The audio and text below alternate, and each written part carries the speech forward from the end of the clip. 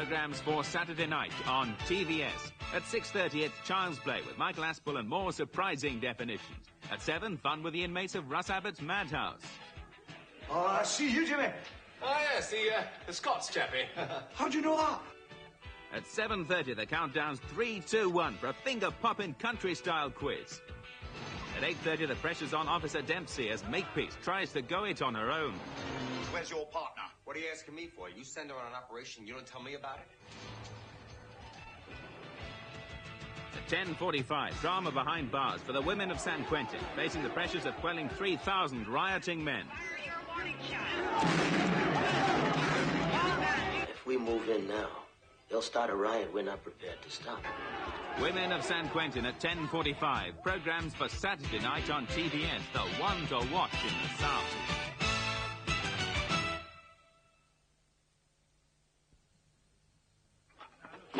There's nothing like lasagna to bring out the Italian in a Findus chef. Basil, oregano, parmesan, cheddar.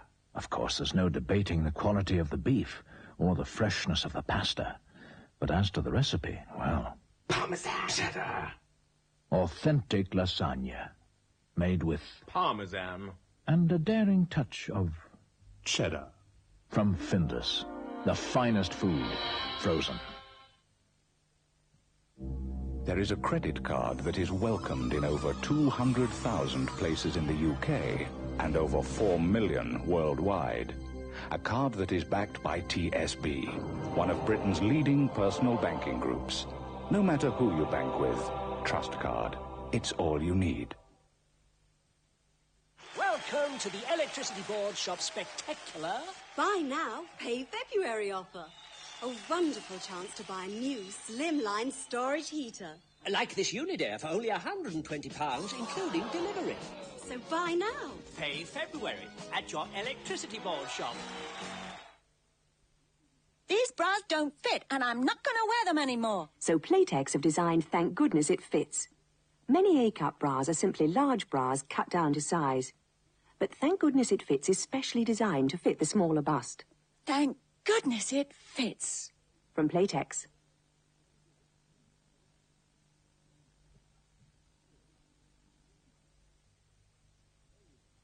Now the late-night forecast for the south and southeast of England. The night will be fine and cold with widespread ground frost as air temperatures fall to around 3 degrees centigrade.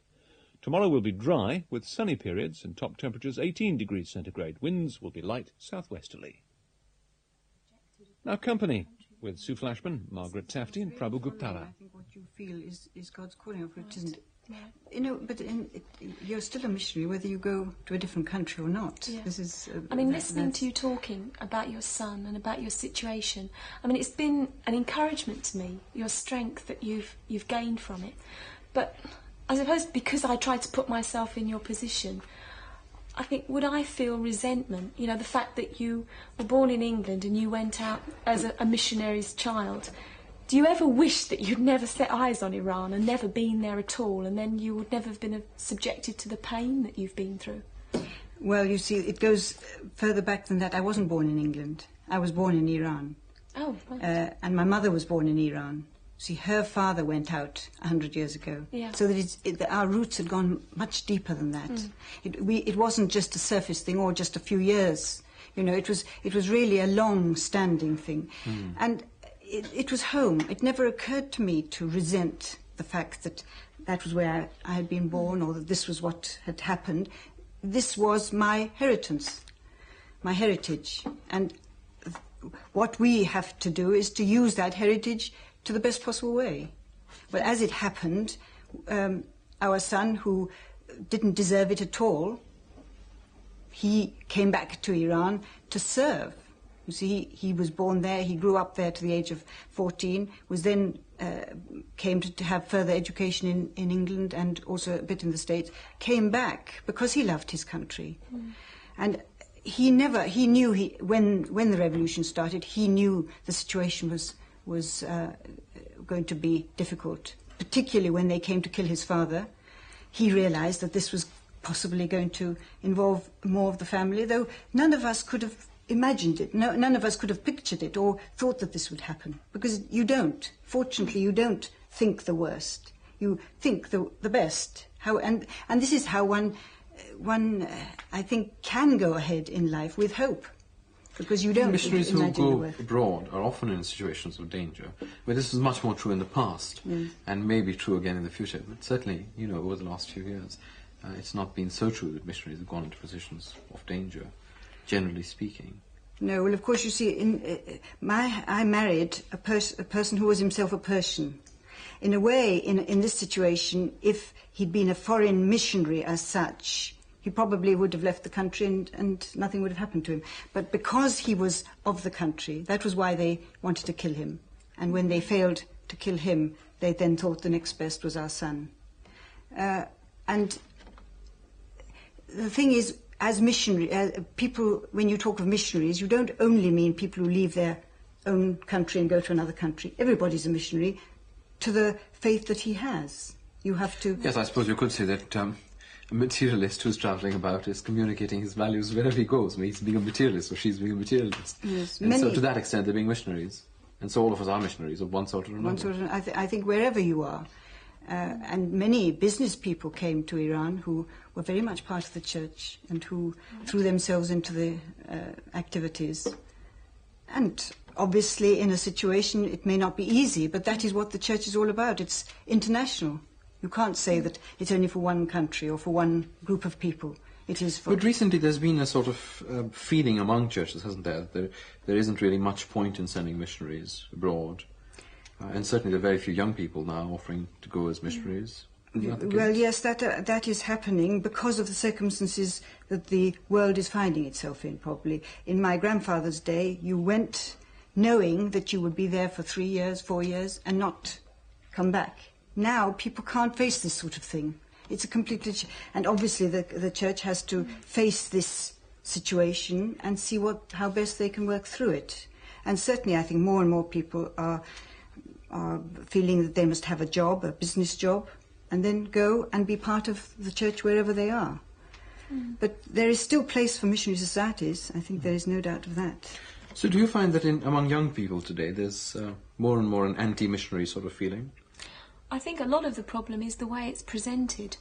I think there's a lot more now, as you say, of people wanting to give their skills, not to just go out and give people the gospel, but, like if you meet a hungry person, you want to give him some bread first, and then tell him about your Lord. And I think there's a lot more emphasis on the fact that we go and we do something which will then back up what we say, rather than just going and preaching at them. No, I think that's all right. People who came out in the past, they started hospitals, they started schools, and through those media, obviously, contacted the people there. But it's the length, I think, of time that people are prepared to give now.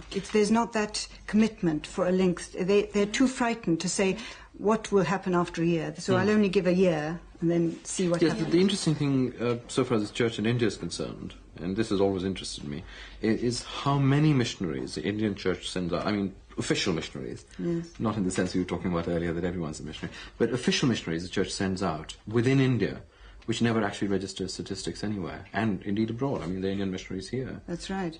Well, this is happening more and more. You think of missionary work as going from the west to the east, but it's just as much the east to the west.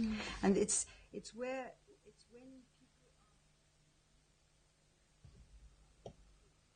Well, just a few seconds after 25 minutes to 1 is the time, and we're all set for the weekend here on TVS. 9:25 in the morning, there's the first programme in a brand new series called TX, and that'll be on the air from 9:25 until 11:15. If you're a bit of a night owl and you're not ready for bed yet, well, Channel 4 are on the air for about another 50 minutes or so. They're in the middle of a film at the moment called Koyaanisqatsi, which contains some quite extraordinary and remarkable photography, and I highly recommend it. However, those of us here on TVS are going to make our way home. We'll bid you a very peaceful night. Good night.